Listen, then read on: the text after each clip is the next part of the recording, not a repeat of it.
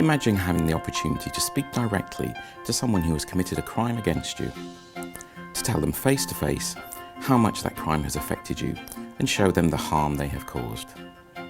Now imagine being a criminal and hearing firsthand from the victim the pain and suffering you have caused them. How would this make you feel? Restorative justice makes this happen and really does have the power to change people's lives.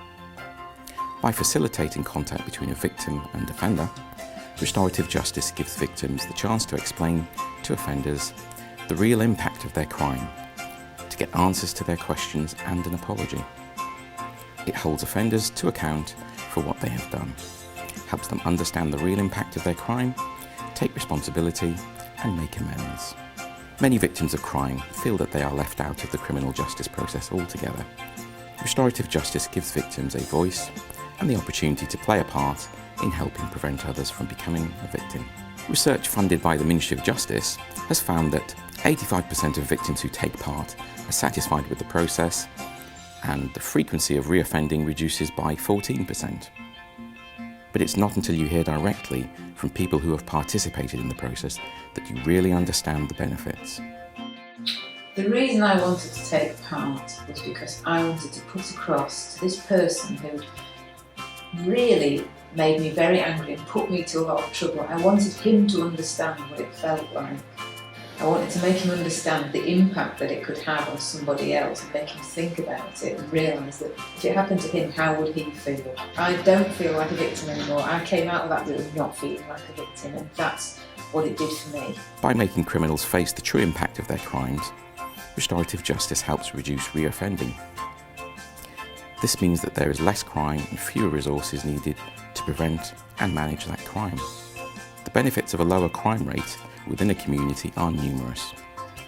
With many criminals reoffending on a regular basis, restorative justice offers a proven way to support communities whilst helping offenders turn their lives around. I've never felt sorry for what I'd done in the past. I've never put a face to my crimes, so it never kicked in. But the last time I wanted to change my life. I had to change my life, and you have to start from bottom up. So I wanted to meet him, to apologise. It got some guilt out of me.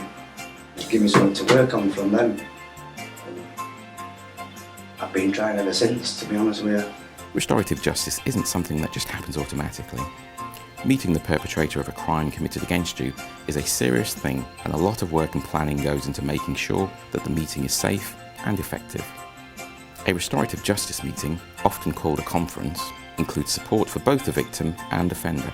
A trained facilitator guides the participants in a dialogue, ensuring that each participant has a voice in the proceedings.